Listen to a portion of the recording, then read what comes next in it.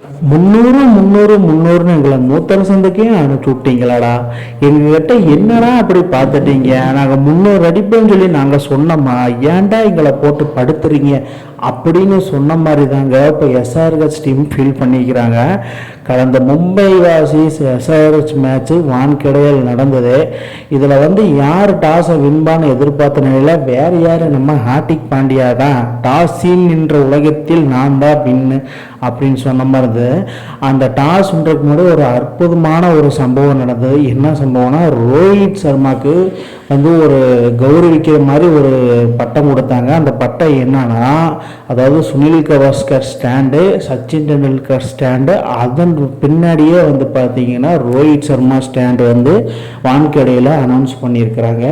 இது எனக்கு ரொம்ப பெருமிதமாக இருக்குது. ஏன்னா ரோஹித் சர்மா இந்த லிஸ்ட்டில் வர்றது எனக்கு ரொம்ப மகிழ்ச்சி தருது. சரி, மேட்சுக்குள்ளே வந்துடலாம். ஃபஸ்ட் இன்னிங்ஸை ஸ்டார்ட் பண்ணால் அபிஷேக் சர்மா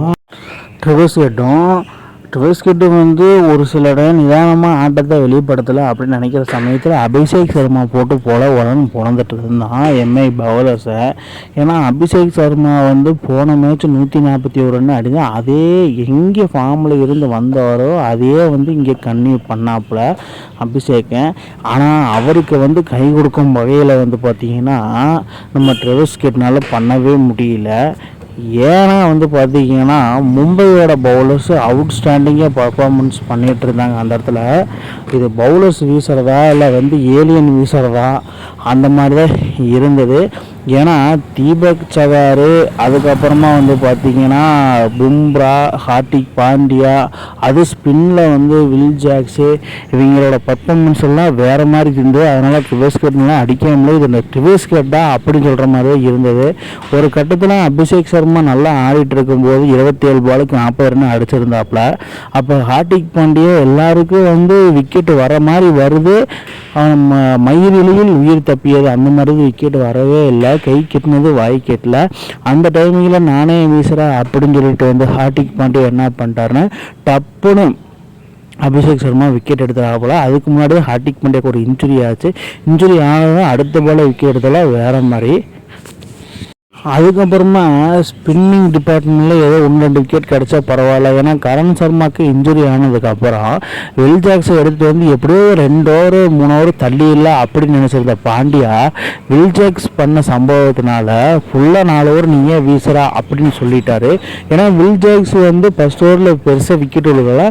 திடீர்னு சடனாக கம்பேக் கொடுத்து 2 விக்கெட் எடுத்ததுனால ஹார்திக் பாண்டியாவுக்கு நல்லா கை கொடுத்துருச்சு. ஸோ இதன் மூலிமா என்னன்னா ஃபைனலில் கிளாஸன் போட்டு உடனே பொழப்பான் அப்படின்னு சொல்லி எதிர்பார்த்த இந்த நிலையில் திடீர்னு பும்ராவை கொண்டு டப்புன்னு ஒரு விக்கெட்டு. அது பும்ராவோட ரியாக்ஷனு கிளாஸனோட விக்கெட்டு பார்த்தீங்கன்னா ஸ்டெம்பு தெரிக்குது, ஆனால் பறக்குது ஸ்டேடியமே. அந்த மாதிரி ஒரு பாலு. இந்த மாதிரி ஸ்டெம்பு தெரிக்கிறத ரொம்ப நாள் ஆச்சு பார்த்து. ஏன்னா நிறைய பேர் கேட்ச் அவுட் தான் ஆகிறாங்க. மேக்ஸிமம் எல்பிடபிள்யூ இல்லை கேட்ச் அவுட்டு.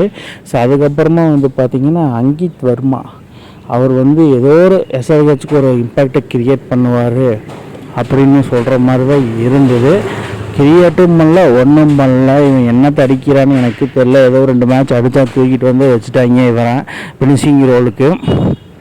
சுத்தமாகவே பர்ஃபார்மன்ஸ் இப்போ சரியில்லை. என்ன தான் பண்ணுறதுன்னு எனக்கு ஒன்றுமே புரியலை அப்படின்னு சொல்கிற மாதிரி தான் இருந்தது எஸ்ஆர்ஹெச்சோடது.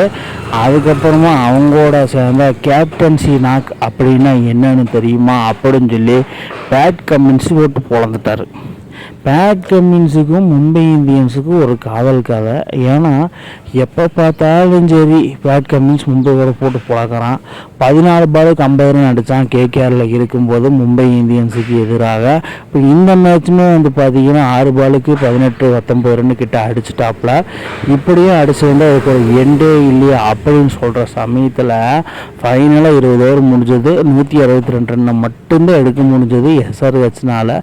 அதில் அதிகபட்சமாக அபிஷேக் சர்மா 28 பாலுக்கு 40 ரன்னும், வில் ஜாக்ஸ் 4 ஓவர் வீசி 14 ரன்னு தான் கொடுத்து 2 விக்கெட்டே எடுத்தாப்புல.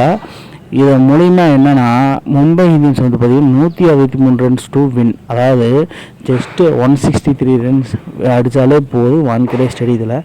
இதெல்லாம் ஈஸியாக வந்து அடிச்சுட்டு வின் பண்ணிட்டு போயிடுவாங்க அப்படின்னு தான் நான் நினைக்கிறேன். அதுக்கப்புறம் செகண்ட் இன்னிங்ஸை ஸ்டார்ட் பண்ண மும்பை இந்தியன்ஸு பவர் பிளே என்னும் கோயிலில் ரோஹித் சர்மாவின் ஆதிக்கம் அதிக முறை செயல்பட்டு கொண்டு இருக்கிறது. அந்த மாதிரி தாங்க தலைவன் ஃபார்முக்கு வந்துட்டான் திடீர்னு. என்னடா இது நம்ம ரோஹித் சர்மாவா இது போட்டு போலன்னு பொழந்துட்டான். அது சமி வீசினாலும் சரி பேட் கமின்ஸ் வீசினாலும் சரி 2 பேர்த்தையும் போட்டு போலன்னு பொழந்ததுனால கிட்டத்தட்ட 3 6 போயிடுச்சு. சரி தலைவன் ஃபார்முக்கு வந்துட்டான் அப்படின்னு சொல்கிறோம்னா அடுத்த பாலே அவுட்டு. அதுக்கப்புறமா பின்னாடி இறங்கினா வில் ஜாக்ஸும் சூரியகுமார் யாதவும் ஒரு நார்மலியாக வந்து ரியான் ரிக்கல்டன் ஆடினார். ஆடிட்டு பெரியன் திரும்பிட்டாப்போ அதுக்கப்புறம் சூரியகுமார் யாதவும் வில் ஜாக்ஸு நிதானமான ஆட்டத்தை வெளிப்படுத்தி மும்பை வந்து கரெக்டான ஒரு பொசிஷன்ஸுக்கு கொண்டு போயிட்டு இருந்தாங்க. அந்த கொண்டு போயிட்டுருக்க சமயத்தில் வில் ஜாக்ஸ் அவுட்டு. அதுக்கப்புறமா அவருக்கு பின்னாடி வந்து சூர்யாவும் அவுட் ஆனதுனால எஸ்ஆர்ஹெச் நம்மளுக்கு இந்த மேட்ச்சில் இன்னும் உயிர் இருக்குது, நம்ம ஏதோ ஒன்று பண்ணி வின் பண்ணுவோம், அதுக்கு முக்கியம் பேர் போனவொடனே பேட் கமின்ஸ் தான். இதோட இம்பேக்டை கிரியேட் பண்ணிக்கிட்டே இருக்கார் பேட் கமின்ஸு. இப்படியே கிரியேட் பண்ணிகிட்டே இருந்தால் மும்பை இந்தியன்ஸ் ஜெயிக்குமா ஜெயிக்காதா அப்படின்னு சொல்கிற மாதிரி தான் இருந்தது. கொஞ்சம் பொறுத்து தான் நம்ம பார்க்கணும். அதுக்கப்புறமா வந்து பார்த்திங்கன்னா பேட் கமின்ஸ் அப்படின்னாலே ஒரு லெஜெண்டரி கேப்டன்சி தான். அதுக்கப்புறமா வந்தான் பாருங்க ஒருத்தன், பாண்டியா என்றாலே ஆப்னண்டுக்கு பயத்தை காமிப்பானே அப்படின்னு சொன்ன மாதிரி தாங்க. திலக் ஒரு பக்கம் அடிக்க ஹார்திக் பாண்டியா வந்து பினிஷிங் ரோனில் பினிஷிங் பண்ண ஒரே கூத்தாட்டமாக இருந்ததுங்க. வான்கடே ஸ்டேடியம் போட்டு தம்பிட்டு போன தருணம் எஸ்ஆர்ஹெச் வந்தவனையும் பையன் சுற்ற ஆரம்பிச்சிட்டான். தலைவன் சுற்றுறதுல வேறு மாதிரி இறங்கினாலே 6 போகிறதா அப்படின்னு நினச்சி மும்பை இந்தியன்ஸை வின் பண்ண வச்சுட்டாரு. அப்பாடா அப்படின்னு தான் இருக்கும் மும்பை ஃபேன்ஸ் எல்லாத்துக்குமே. அதுக்கப்புறம் இந்த மேட்ச்சில் பிளேயர் ஆஃப் தி மேட்ச் அப்படின்னா மேன் ஆஃப் தி மேட்ச் யார் வாங்கினா வில் ஜாக்ஸ் தான். ஏன்னா 4 ஓவருக்கு 14 ரன்னு கொடுத்து 2 விக்கெட்டை எடுத்தாப்புல. பேட்டிங்லேயும் கான்ட்ரிபியூட் பண்ணார். 26 பாலுக்கு 36 ரன்னு. வில் ஜாக்ஸ் வந்து பார்த்திங்கன்னா இதே மாதிரி ஃபார்ம் கொடுத்தான்னா Mumbai Indians on the top. அதாவது வில் ஜாக்ஸோட பர்ஃபார்மன்ஸில் வேறு மாதிரி.